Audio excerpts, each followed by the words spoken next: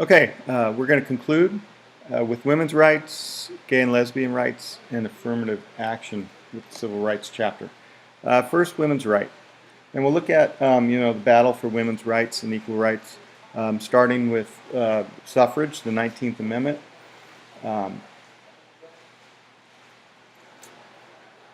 Who finally women got the right to vote in federal elections. Okay, some states allowed them to vote in state elections, but now they're got the right to vote in federal. Um, and you would think after that, more and more rights would come down the pipeline there, but um, a lot of women didn't agree after they got the right to vote, where women were in society. Should they be, um, you know, primary obligation around the family, or many thought that they should be able to change or extend that maternal role to going into public life, work and stuff. So there's a little bit of doldrums until until the 1970s, and in Reed versus Reed, uh, the Supreme Court ruled in a case that gender discrimination was unconstitutional. First time they ever ruled against that. It was about um, a divorced couple, um, and they eventually went to court and ruled that she was, or they were, you cannot discriminate on gender. Again, we'll look at, and about this time, the Equal Rights Amendment was, at first in Congress in 1923 for women, but they, a lot of people looked at it as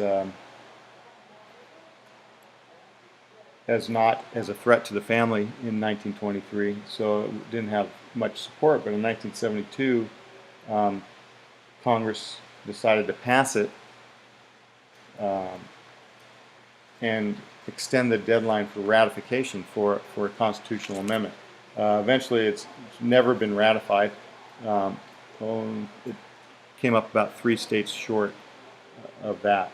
Um, Also, Title IX. I think everyone's probably heard of Title IX, which extends um, to forbids gender discrimination in colleges and universities or federally subsidized education programs, which includes athletics, which is why we see a lot more female sports teams in colleges and universities. They pretty much have to have equal opportunity.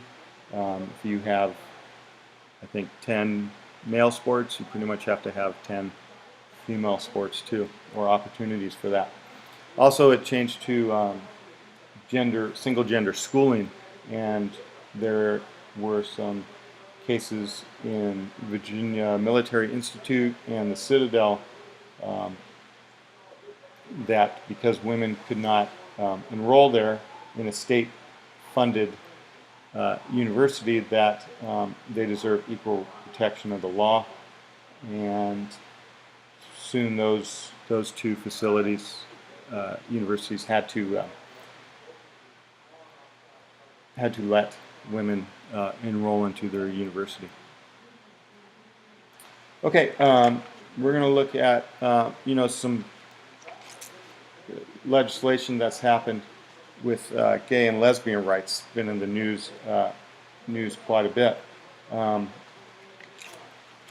First, we'll look at DOMA. In 1996, Congress passed the DOMA Act, Defense of Marriage Act, which permitted states to disregard same-sex marriages, even if they're legal elsewhere in the United States. Although a lot of states do have legalized same-sex marriages, New York, Vermont, Massachusetts, there's a whole list of that. Several others, including California, which is in the news now because of Prop 8 and the ruling in June 13th we'll talk about. Recognize, some states also recognize civil unions and such. The Defense of Marriage Act, or DOMA, it's called. Pretty much, President Obama has ordered the Judiciary Department not to enforce the law, which sometimes presidents do that. He has ordered them not to enforce the Defense of Marriage Act, which, you can say anything about that. I don't know.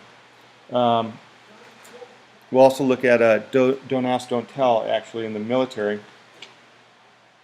or especially with DOMA. We're looking at, just gay and lesbian rights. What they're looking for is the benefits that are associated with marriage, which includes, health insurance, filing jointly in their taxes, Social Security payments, even hospital visitation rights, which a lot of people take for granted, but they sometimes don't get.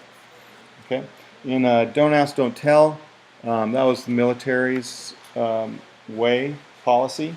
1993, they came up with that policy. You can, pretty much you're able to be a homosexual in the military as long as you didn't tell anyone.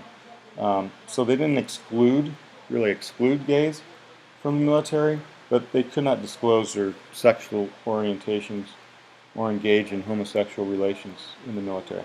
In 2011, our Congress and President Obama, the Pentagon ended the policy and allowed gays to serve openly in the military. So Don't Ask, Don't Tell was repealed. Prop 8 is pretty much in California. Talk about Prop 8 was California legislature legalized same-sex marriages. And Prop 8 was a proposition that Californians get to do, referendum, to revoke same-sex marriages by a voter referendum. Once it had already been recognized by the state. That was pretty much Prop 8. The Supreme Court ruled on it in 2013. They ruled that they've never upheld the standing that a private party was able to defend a state statute, when the state officials, legislature, governor, chose not to defend the statute. So they kind of stood away from, they avoided a conclusion to same-sex marriages as a constitutional right or equal protection right, but they did rule that the standing of it, a private party could not defend a state statute if the state chose not to. And it was a pretty interesting ruling because Chief Justice John Roberts and Antonin Scalia, two pretty conservative judges, sided with the more liberal judges on that ruling. Okay, so that's a big, in the news, gay and lesbian rights and marriage acts. Okay. Also, we'll kind of end with affirmative action here, and affirmative action is close to you guys because you're going to be going to college, university soon, and affirmative action, kind of was an effort to bring about increased admission for members of groups who suffered from discrimination. Okay, so the goal was moving beyond equal opportunity to getting towards equal results. Okay, and University of California, the federal government mandated this, but all states and local governments contracting with the federal government should adopt affirmative action programs. The University of California did, or UC Davis did. They set aside 16 of 100 places in an entering class for disadvantaged groups, while Alan Bakke didn't. Received a rejection letter. He's a white male. Received a rejection letter, and from UC Davis, and he took his case to court because he thought he was discriminated against because of his race.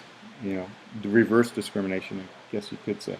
And the court ruled in Regents of the UC of California versus Bakke that their program, special admissions program, did discriminate against him because of his race. That it could not set aside a quota of spots for particular groups. Okay, it didn't rule out that they could use race or ethnic background as an element to be weighted fairly against other elements in admissions, but it ruled that there couldn't be any race quotas. A couple other Supreme Court cases, Rudder versus Bollinger. At first, in this one, that they said that Supreme Court said that race could be a factor. That there was a compelling interest in promoting racial diversity in campus, okay, which kind of affirmed their Bakke versus UC Regents ruling. And then the other ruling,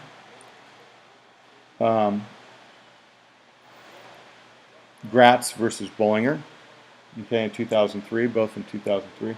The court struck down the University of Michigan's system of undergraduate admissions, in which every applicant from an underrepresented racial or ethnic minority group was automatically awarded 20 points of the 100 needed to guarantee admission. Well, awarding points to the Supreme Court was the same as using a quota, so they struck that down.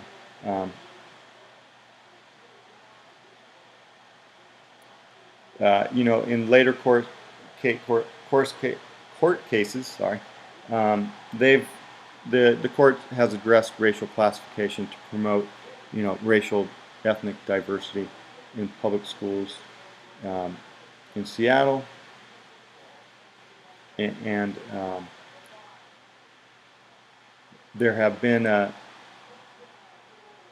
these court cases have really, kind of that there's other aspects of diversity besides race, okay, so that schools can tailor their programs to achieve this diversity, that it is okay for them to do that.